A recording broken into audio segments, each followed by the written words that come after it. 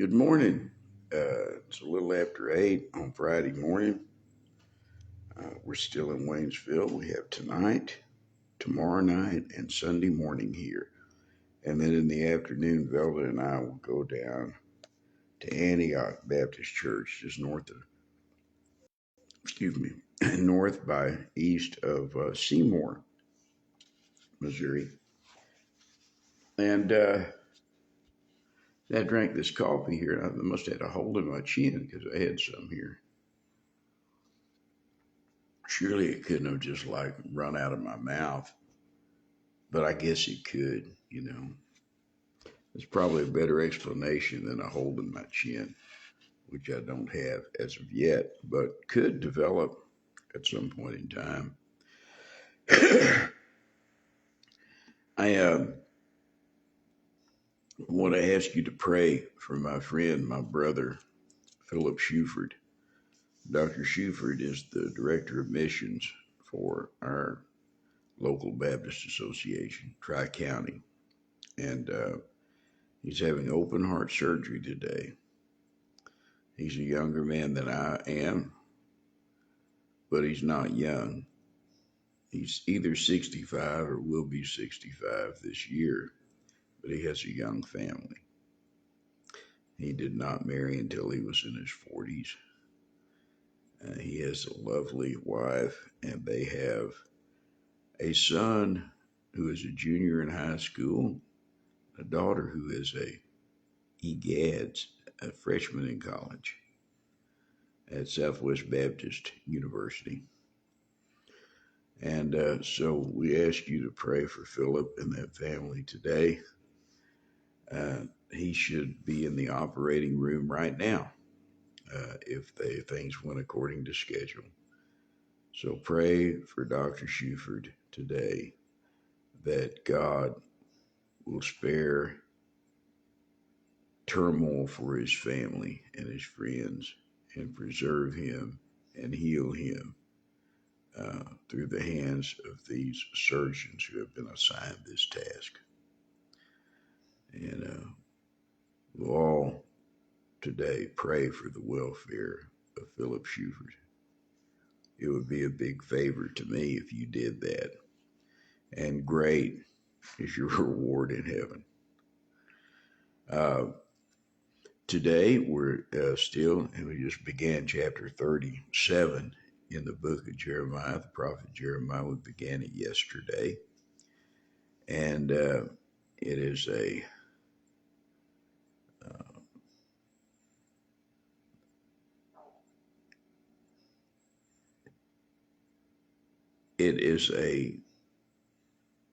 phony king.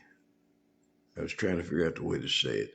It's a king getting phony religion, as he sends some of his men to ask Jeremiah to pray to get the word of the Lord, that he could give the word of the Lord to King Zedekiah.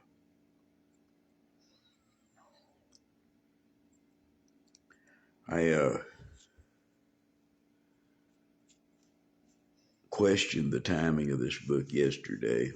It says that it is in 599. I would put this book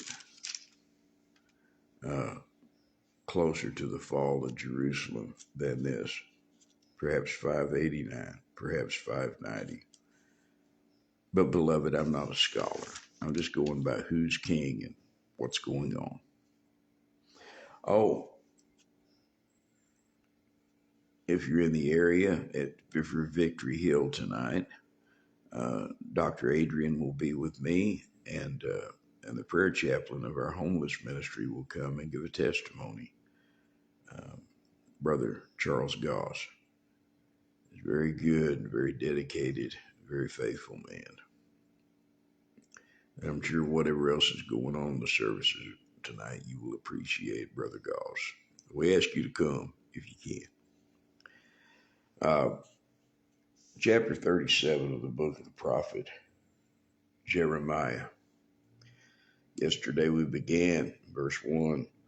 And King Zedekiah, the son of Josiah, reigned instead of Coniah or Jeconiah, the son of Jehoiakim, whom Nebuchadnezzar, king of Babylon, made king in the land of Judah.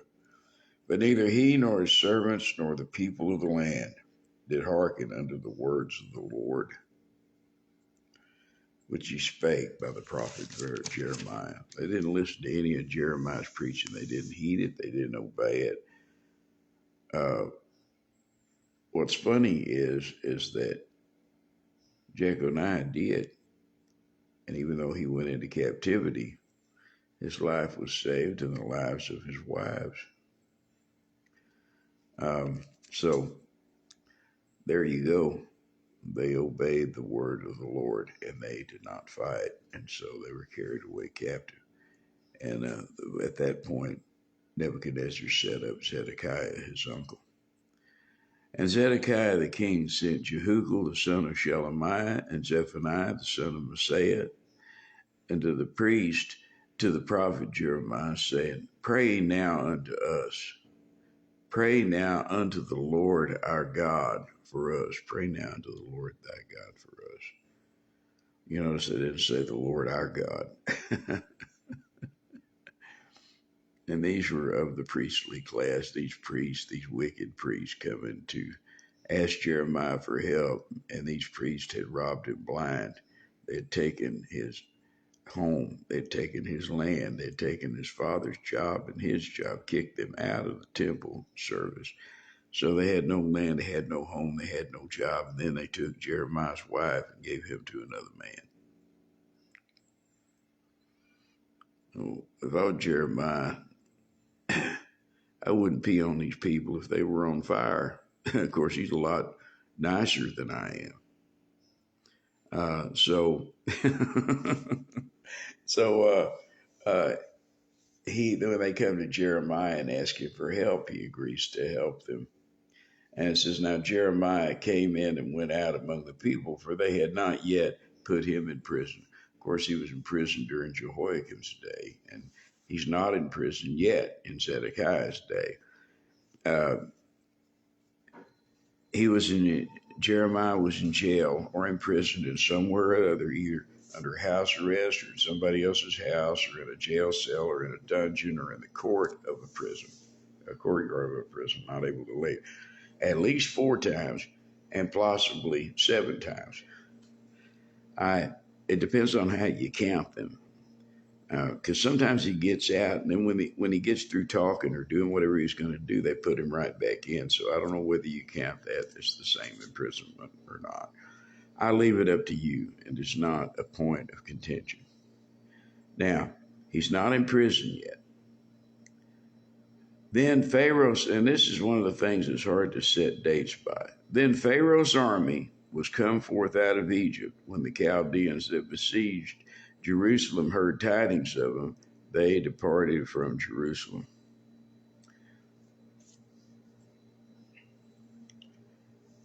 The Chaldeans besieged Jerusalem once before the final siege, which began in 599 BC and led to the fall of Jerusalem, eventual fall of Jerusalem in 586 BC.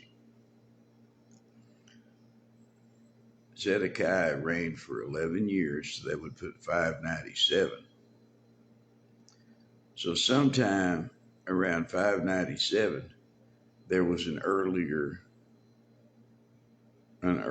siege, because that siege had caused Jeconiah, the son of Jehoiakim, the grandson of Josiah, the last good king, had caused him to come out and surrender to King Nebuchadnezzar. And then Nebuchadnezzar set Zedekiah on the throne. We're not sure whether we're talking about this siege or the later siege. We do know that at 605 BC, Nebuchadnezzar destroyed the armies of the Egyptian Empire at Carchemish. And at that time, as I've explained to you, the Egyptian forces retreated back onto the continent of Africa, and they're in Egypt. Babylon never successfully conquered Egypt. They invaded Egypt. They sacked Alexandria. They They stole, they raped, they pillaged, but they did not occupy Egypt. They did not fully conquer it. The first people to conquer Egypt, or to come close to conquering Egypt, were the Persians. And then, after that, the general Ptolemy of Alexander the Great and the remnant of the great Alexander the Great Greek Empire. He finally conquered and settled in Egypt. But Nebuchadnezzar fought a war with Egypt, but he never conquered the homeland of Egypt. He never occupied it and stayed. But in 605, he defeated their army at Carchemish. And he defeated another Egyptian army somewhere far east of there. I can't remember where at this moment. If I could, I'd tell you. But there were two key battles. One was the major, the biggest one, the major defeat of Egyptian imperial forces at Carchemish. Around that period of time, Jehoiakim was king, and he quit being an Egyptian puppet and became a Babylonian puppet because Egypt didn't have much influence north of their African continent anymore. So we're not sure whether the scripture is talking about the siege of Jerusalem that resulted in Jeconiah being taken captive and Zedekiah being installed, or whether it was in 599, as I've been maintaining, or 580, 599, 600, 601.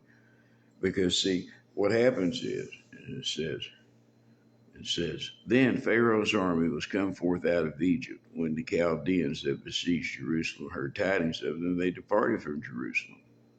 So, at some point, either in this first siege, where Jeconiah stepped down and surrendered, or whether it was during the last siege, or at the beginnings of the last siege of Jerusalem, around 600, 599, which ended in 590, 589, which ended in 586 BC.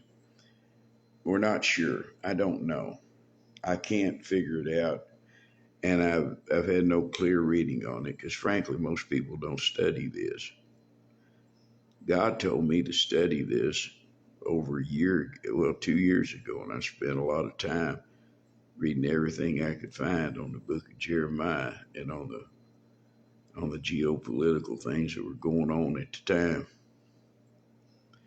Now, whether, for the purposes of our chapter here, whether it was the early siege or the later siege by Babylon, it really doesn't matter because the outcome is the same.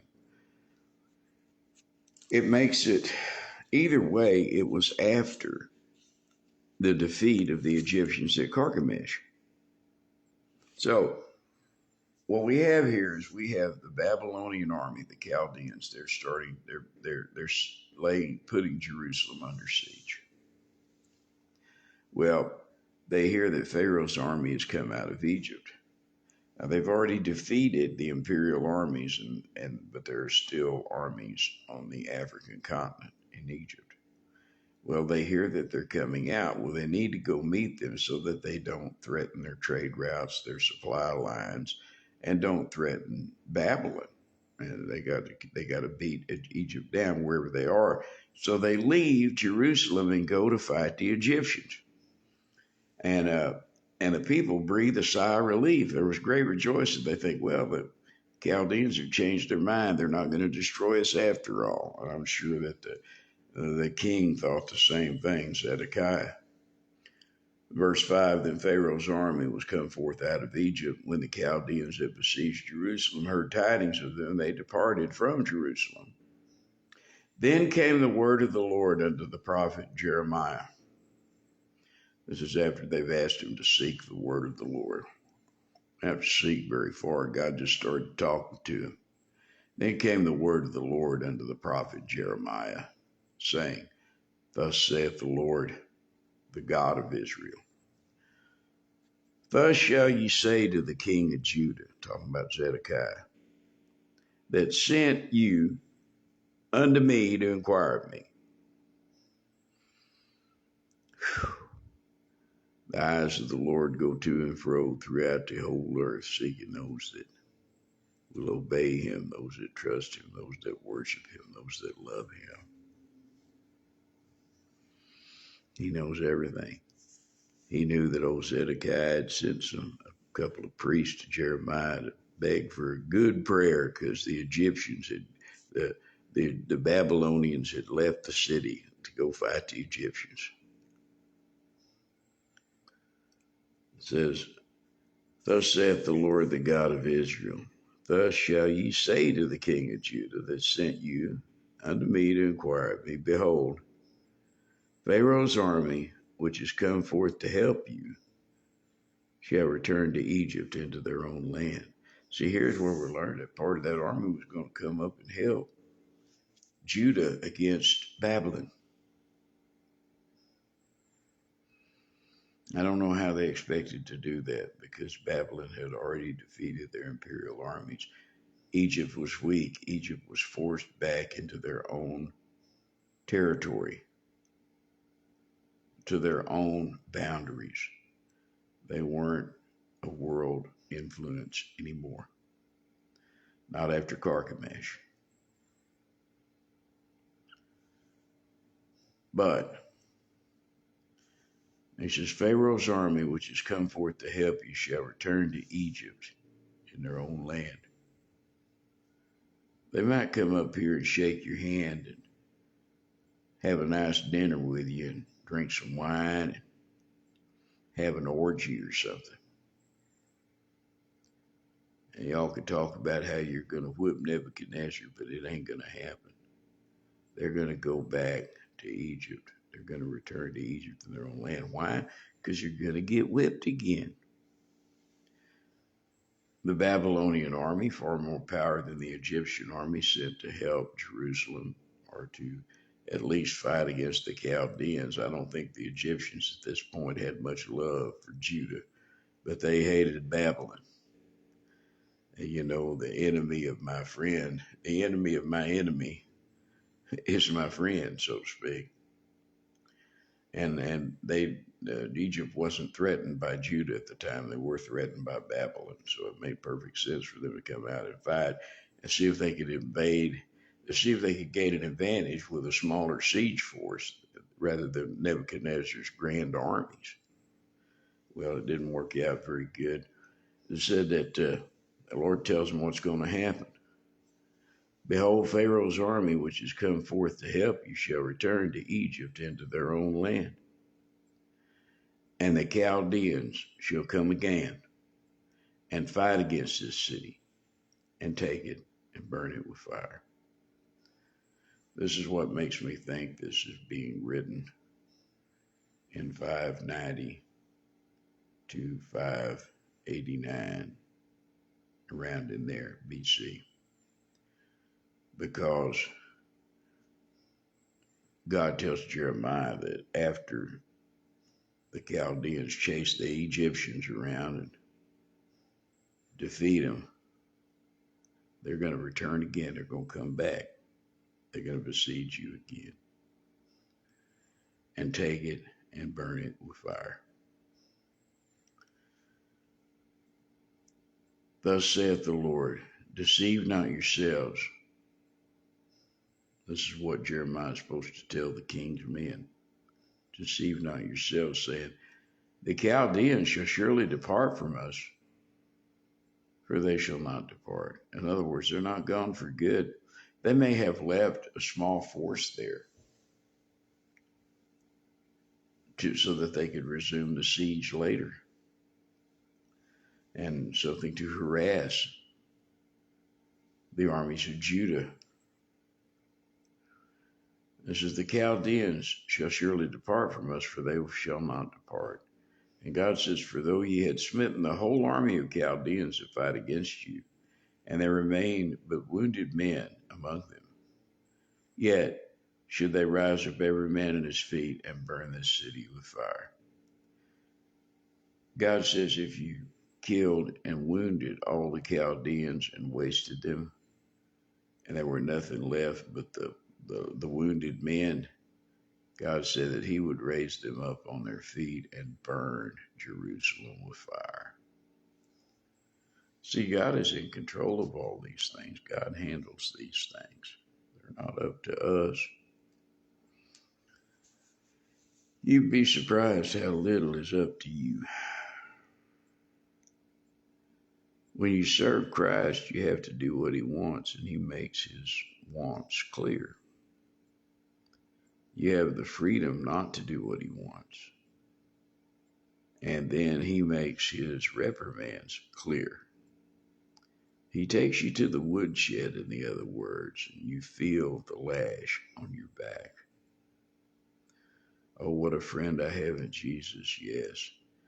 You have no such other friend or brother. Tell it to Jesus alone. Yes, yes, I must tell Jesus.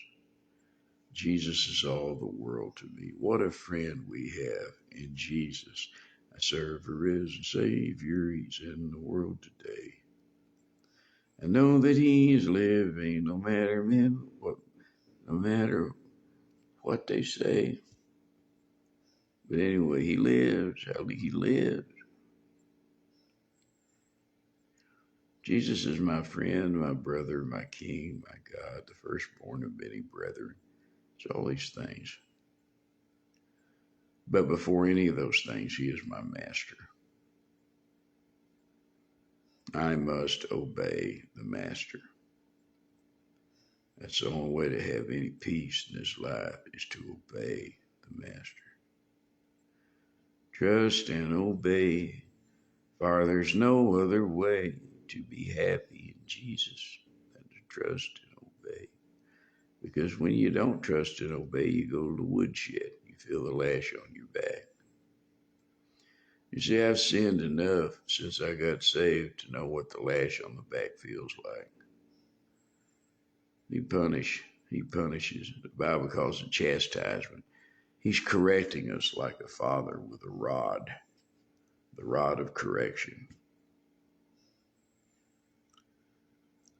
You see, because I belong to him, and because I've dedicated my life to him, and because he has chosen me to be a minister of the gospel and has put his words in my heart, he has a claim on me that I cannot buck or bury nor abandon. And when I don't do what he tells me to do, it's miserable. I get corrected.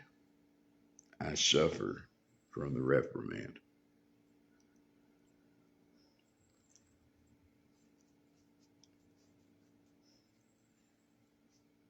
That is the way God brings us into submission when we belong to him. Now, if you don't belong to him, then you're not going to be chastised because you're not his kid. Remember, you only punish your own children.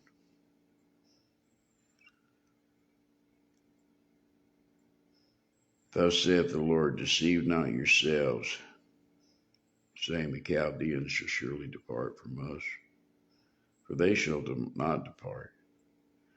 It says they're going to come back and burn the city with fire. And then in verse 10 it says, for though ye had smitten the whole army of the Chaldeans that fight against you, and there remained but wounded men among them, yet should they rise up every man in his tent and burn this city with fire. Now, this exactly happens in verse 11. And it came to pass that when the army of the Chaldeans was broken up for Jerusalem for fear of Pharaoh's army, remember they went to fight. Then Jeremiah went forth out of Jerusalem to go into the land of Benjamin, to separate himself thence in the midst of the people. Why was he going to Benjamin? because God told him Jerusalem was going to be burnt with fire. He's getting out of Dodge. If they told you your town was going to burn, wouldn't you get out? Or if your city was going to be hit with a nuclear bomb, wouldn't you want to go someplace like Big Sandy, Texas, or even better, like, Rawlins, Wyoming, or someplace like it? Someplace out of the way of a nuclear bomb, or in Jeremiah's case, somewhere out of the way of the Babylonian army. It came to pass that when the army of the Chaldeans was broken up from Jerusalem for fear of Pharaoh's army, then Jeremiah went forth out of Jerusalem to go into the land of Benjamin. He left Jerusalem to go into Benjamin to separate himself thence in the midst of the people. Now, there's a couple of things going on here. God is talking to him and working with him and explaining what's going to happen. He separates himself from the people, not just to keep from getting killed with them, because he knows, excuse me. I had these hot noodles for breakfast. Yeah, I know I eat weird stuff sometimes. And they had little pieces of dehydrated chili in them, like red chilies, they're chopped up. It's real hot and spicy stuff from Nissan.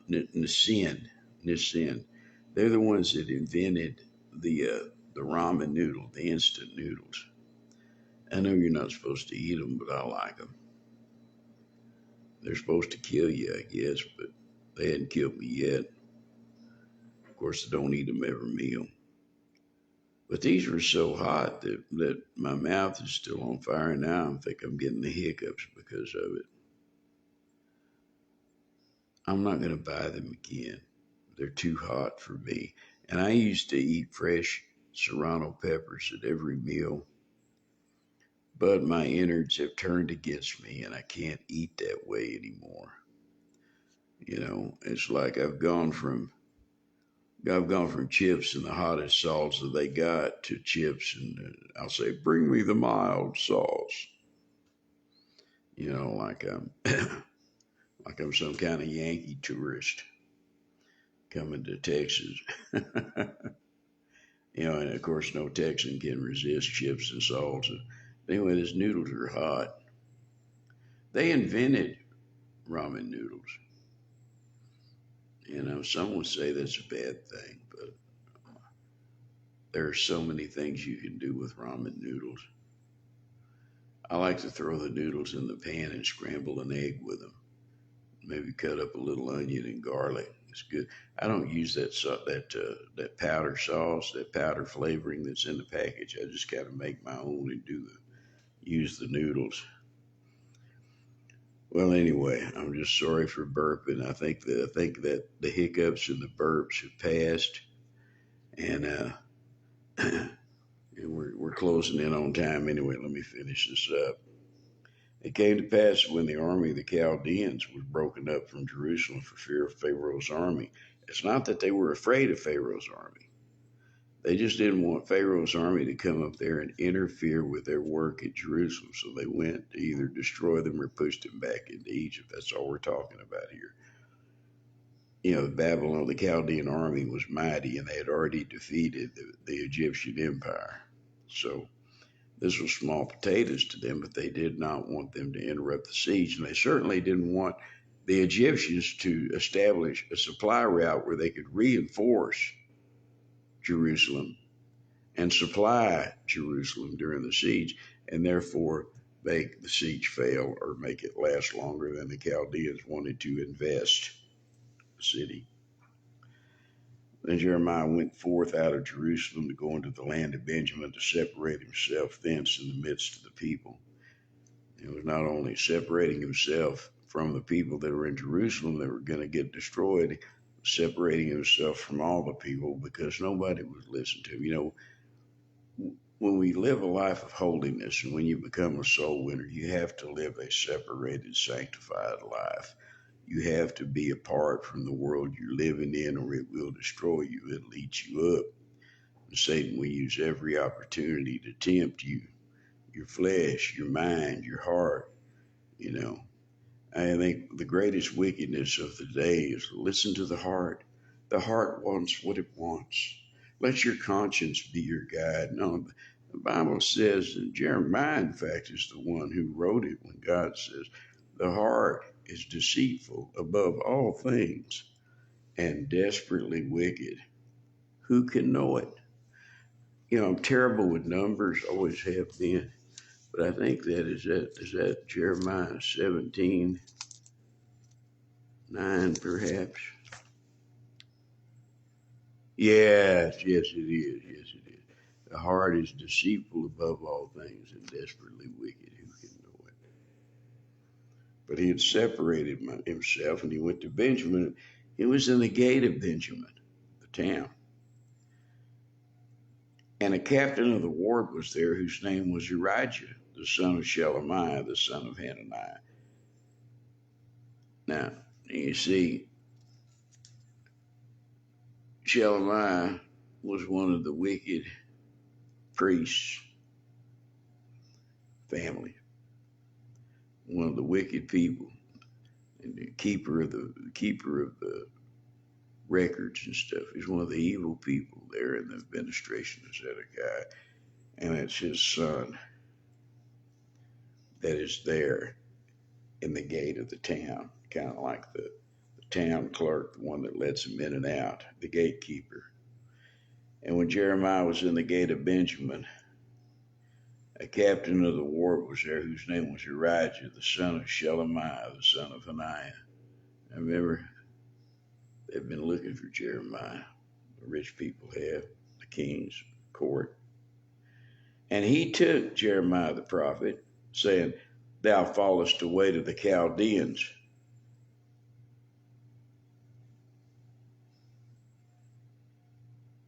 Jeremiah said, This is false. I will not fall away. But Urijah did not hearken to him. So Urijah took Jeremiah and brought him to the princes. So here he is. He's fixing to be in trouble again, minding his own business. But because of what he said, see, he told the people that the king sent that the Egyptians were not a problem. The Chaldeans were going to go deal with them and then come back to the city and burn it. If you'll notice that among those two men that came from the king, Zedekiah, to ask Jeremiah what to do and to ask him to pray to God, one of them was Jehugal, the son of Shelemiah. So here we have Urijah, the son of Shelemiah. And I believe that they're brothers. They may be brothers from different mothers for all I know, but they got the same daddy. And you got one of them went down, one of them took the news back, and the word spread that Jeremiah is plotting to destroy the city because he said the Egyptians are coming back, and they're going to say that he's a traitor. That when the Egyptians get run off by the Chaldeans are going to come back and burn the city with fire. And so everything that Jeremiah says favors the Babylonians, so he must be a traitor.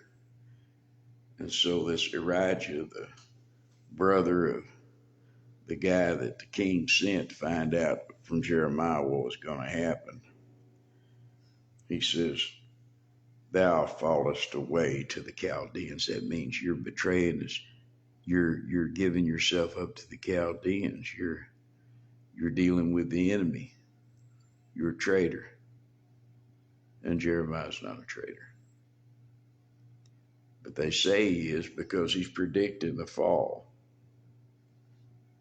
He is predicting the fall of Jerusalem. I am predicting every day the fall of the United States in judgment. And I promise that I'm not well liked because of that, but I haven't been called a traitor yet, and I haven't been put in jail for it yet. I figure that's coming soon. I shouldn't hope to get any better treatment than Jeremiah did. We'll take this up again tomorrow. Elijah says, you're falling away to the Chaldeans, to the Babylonians. Jeremiah says, not so, Hondo. We'll pick it up tomorrow.